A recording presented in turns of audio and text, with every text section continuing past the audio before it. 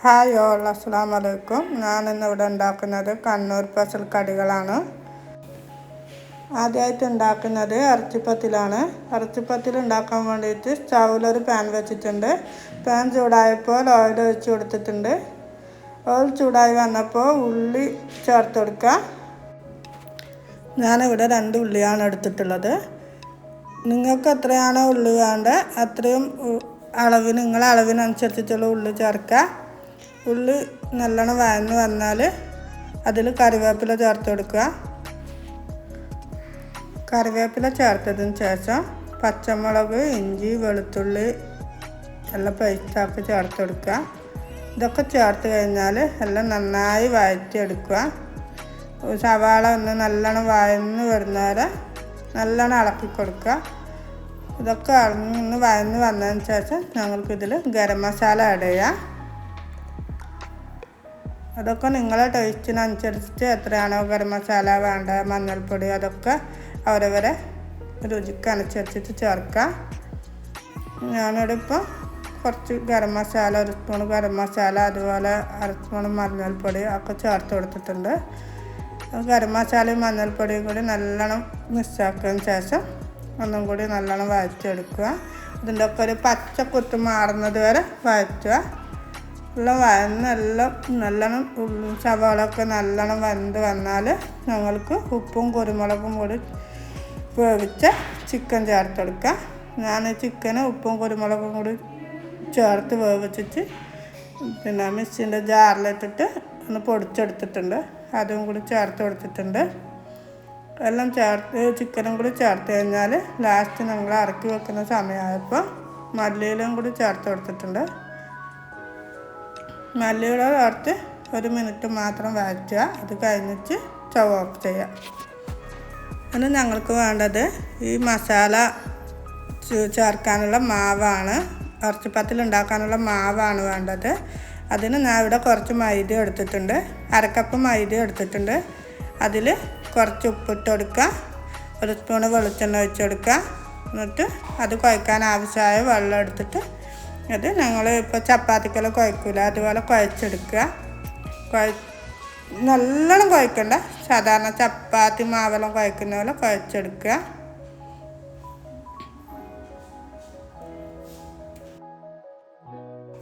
മാവ് കുഴച്ചതിന് ശേഷം എല്ലാം ഇതുപോലെ ബോൾസാക്കി എടുക്കുക. നിങ്ങൾക്ക് എത്രയാണോ ഇറച്ചിപ്പത്തിൽ വേണ്ട അതിന് കണക്കായി ഓരോ ബോൾസാക്കി വെക്കുക.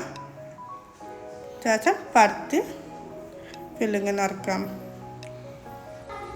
ഈ ഇറച്ചിപ്പത്തിൽ ഞങ്ങൾ കണ്ണൂർക്കാർക്ക് ഒഴിച്ചു കൂടാൻ പറ്റാത്തൊരു കടിയാണ്. കണ്ണൂർ വീടുകളിൽ എല്ലാ പരിപാടിക്കും, എല്ലാ സൽക്കാരങ്ങളിലും പുതിയാപ്പിളമാർക്കും ഒക്കെ എപ്പോഴും കൊടുക്കുന്ന ഒരു കടിയാണ്. എന്ത് ഫങ്ഷൻ ഉണ്ടെങ്കിലും ഞങ്ങൾക്ക് ഒഴിച്ചു കൂടാൻ പറ്റാത്തൊരു കടിയാണ് ഈ ഇറച്ചിപ്പത്തിൽ. അതുകൊണ്ട് ഇതുവരെ ഇത് ഉണ്ടാക്കാത്ത കണ്ണൂർക്ക ഭാഗത്തല്ലാത്ത ആൾക്കാരുണ്ടാവില്ലേ, മലപ്പുറം, കാസർഗോഡുകാർ, അതുപോലെ വയനാട്, അവർക്കൊക്കെ ഞങ്ങളെ കണ്ണൂർക്കാരുടെ ഈ ഇറച്ചിപ്പത്തിൽ അത്ര പരിചയം ഉണ്ടാവില്ല. അപ്പോൾ നിങ്ങളെല്ലാവരും ഇതൊന്ന് ട്രൈ ചെയ്ത് നോക്കുക. എളുപ്പത്തിൽ ഉണ്ടാക്കാൻ പറ്റുന്നൊരു കടിയാണിത്. അങ്ങനെ ഞാൻ എല്ലാ ഇറച്ചിപ്പത്തിലും പരത്തി മുറിച്ചിട്ടുണ്ട്. പിന്നെ അത് നമുക്ക് എണ്ണയിലിട്ട് പൊരിച്ചെടുക്കാം.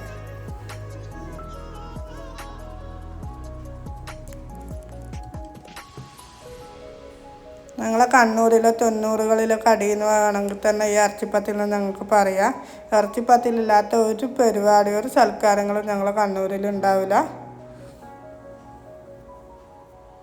അത് ഇറച്ചിപ്പത്തിലില്ലാത്ത ഈ ഒരു കടിയില്ലാത്തൊരു സൽക്കാരം എന്ന് പറഞ്ഞാൽ ഞങ്ങൾക്കൊരു കുറച്ചില്ല. എന്ത് ഞങ്ങൾ ഉണ്ടാക്കിയാലും ഇറച്ചിപ്പത്തിൽ, എണ്ണക്കായി, അതുപോലെ തന്നെ കല്ലുമ്മക്കായ, ഇതൊക്കെ ഞങ്ങളെ കണ്ണൂർക്കാർക്ക് ഒഴിച്ചു പറ്റാൻ പറ്റാത്തൊരു കടിയാണ്. അതുകൊണ്ട് എല്ലാവരും ഈ കടിയൊന്ന് ട്രൈ ചെയ്ത് നോക്കണം.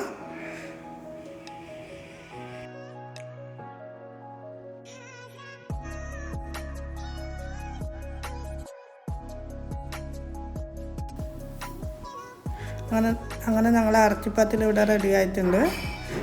അടുത്തതായിട്ട് ഞങ്ങൾ ഉണ്ടാക്കുന്നത് ഉന്നക്കായാണ്. അതിന് വേണ്ടിയിട്ട് ഞാനിവിടെ 4 പഴം എടുത്തിട്ടുണ്ട്.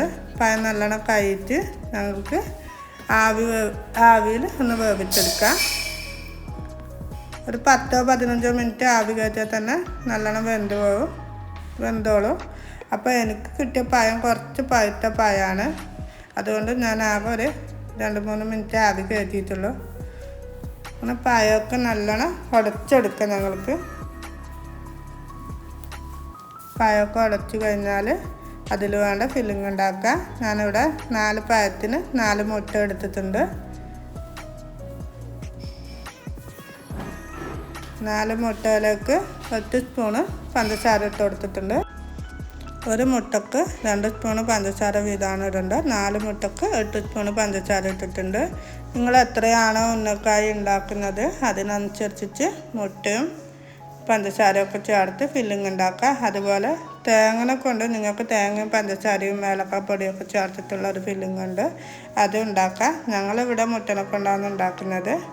മുട്ടയും പഞ്ചസാരയും നല്ലോണം മിക്സായാൽ അടുപ്പിലൊരു പാൻ വെച്ച് കൊടുക്കുക.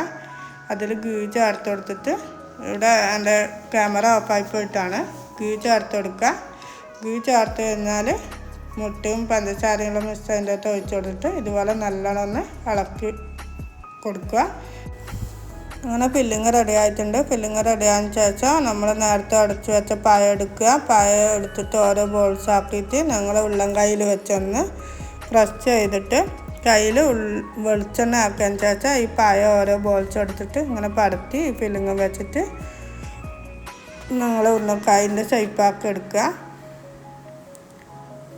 അതിന് ശേഷം ഒരു പാൻ വെച്ചിട്ട് ഉരുളക്കായൊക്കെ നിങ്ങൾ ഗോൾഡൻ കളറാകുന്ന വരെ പൊരിച്ചെടുക്കുക.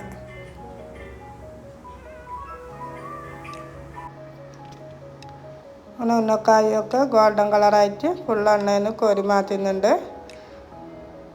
ഉന്നക്കായ റെഡിയായി. അടുത്തതായി ഉണ്ടാക്കുന്നത് ബ്രെഡ് സാൻഡ്വിച്ചാണ്.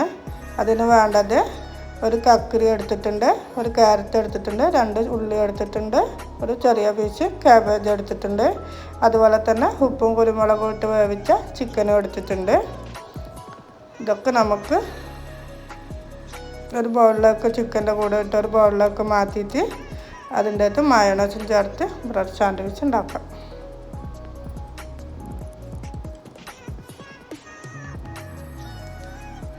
ഇതൊക്കെ ഓരോരാളും അവരവരെ ഓരോ ഇതിൻ്റെ അകത്താണ് ഉണ്ടാക്കുക. ഞാനിങ്ങനെയാണ് ബ്രെഡ് സാൻഡ്വിച്ച് ഉണ്ടാക്കുന്നത്.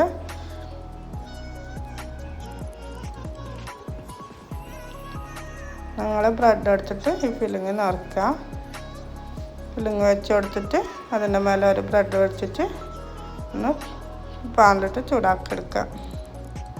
നിങ്ങൾക്ക് ഓവനിൽ വേണ്ടോ അതുപോലെ സാൻഡ്വിച്ച് ഇതിൻ്റെ അകത്ത് വെച്ചിട്ട് അങ്ങനെ വേണമെങ്കിലും നിങ്ങൾക്കിത് ഉണ്ടാക്കാം. ഞാനിപ്പോൾ ഉണ്ടാക്കുന്നത് പിന്നെ പാനിൽ കുറച്ച് ഗീ തടവി കൊടുത്ത് അതിൻ്റെ മേലിൽ ഈ ബ്രെഡ് വെച്ചിട്ട് ഒന്ന് തിരിച്ച് മറിച്ചിട്ടിട്ട് ഒന്ന് ചൂടാക്കി എടുക്കുന്നേ ഉള്ളൂ. നിങ്ങൾക്ക് എങ്ങനെ വേണമെങ്കിലും ഉണ്ടാക്കാം. ഓവനിൽ വെച്ചിട്ടോ അതുപോലെ ഗീക്ക് പകരം ബട്ടർ ചേർത്തിട്ടോ എങ്ങനെ വേണമെങ്കിലും നിങ്ങൾക്കിത് ഉണ്ടാക്കാം.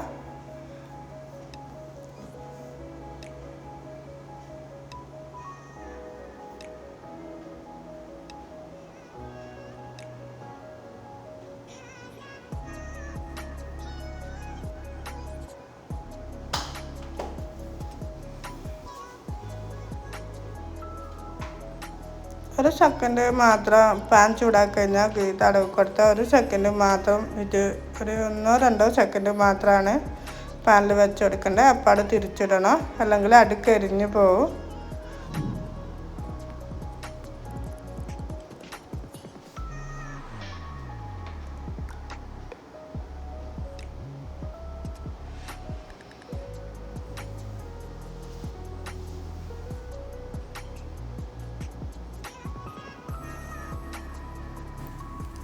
അങ്ങനെ ഞാൻ എല്ലാ ബ്രെഡ് സാൻഡ്വിച്ചും ഇതുപോലെ ചൂടാക്കി എടുത്തിട്ടുണ്ട്. അടുത്തതായിട്ട് ഞാൻ ഉണ്ടാക്കുന്നത് കല്ലുമ്മക്കായാണ്. കല്ലുമ്മക്കായ ഉണ്ടാക്കാൻ വേണ്ടിയിട്ട് ഒരു ജാറിലേക്ക് ഞങ്ങൾ പുഴുങ്ങലരി പൊതിർത്തിയത് ഇട്ടുകൊടുക്കുക.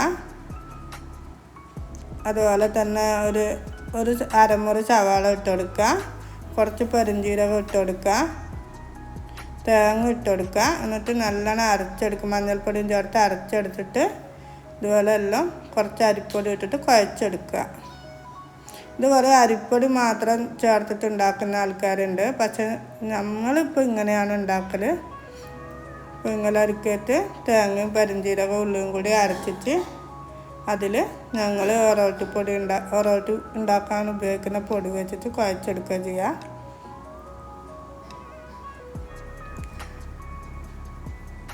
പിന്നെ അരിപ്പൊടി ഇട്ടിട്ട് നല്ലോണം കുഴച്ചെടുത്തിട്ട് നമുക്കിത് ഈ അരി കല്ലുമ്മക്കായിൽ നിറച്ചെടുക്കാം.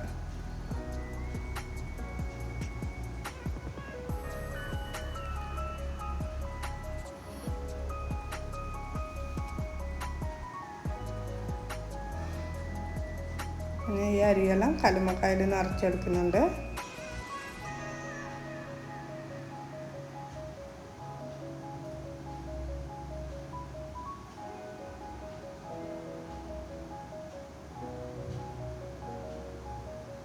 എല്ലാവരും ഇതുപോലെ എല്ലാ കല്ലുമ്മക്കായ ഉണ്ടാക്കുന്നത് അരിപ്പൊടി വെച്ചിട്ടുണ്ടാക്കും. അരിയിലേക്ക് തേങ്ങയും പെരുംജീരകം തേങ്ങയൊക്കെ ചേർത്ത് അരിപ്പൊടിയിൽ അതൊക്കെ ഒന്ന് മിക്സിയിലിട്ട് ഒതുക്കിയിട്ടൊക്കെ അങ്ങനെയൊക്കെ ഉണ്ടാക്കുന്നുണ്ട്. അതുപോലെ തന്നെ പച്ചരിക്കകത്ത് തേങ്ങയും പെരുംജീരകവും ഉള്ളിയൊക്കെ ചേർത്ത് അരച്ച് അതിൽ ഈ ഒറോട്ടിപ്പൊടി ഇട്ട് അങ്ങനെ ഉണ്ടാക്കും. പക്ഷെ ഞങ്ങളിങ്ങനെയാണ് ഉണ്ടാക്കൽ. പിന്നെ ഞങ്ങളെ ഒറോട്ടിയൊക്കെ ഉണ്ടാക്കാൻ പൊടിക്കുന്ന അരിയില്ല, അത് ഇങ്ങനെ ഇളം ചൂടുവെള്ളത്തിലിട്ട് പൊതിർത്തിയിട്ട് അതിൽ തേങ്ങയും പെരുംജീരകവും ഉള്ളിയും മഞ്ഞൾപ്പൊടി ഇട്ടിട്ട് നല്ലോണം ഫൈനായിട്ട് അരക്കണ്ട, കുറച്ച് അങ്ങനെ നല്ലോണം ഒരു നുറുക്കോട് കൂടി അരച്ചെടുത്തിട്ട് അതിൽ ഒറോട്ടിപ്പൊടി ഇട്ടിട്ട് കുഴച്ചെടുക്കുക. എന്നിട്ട് ഇതുപോലെ കല്ലുമ്മക്കായിൽ നിറക്കുക.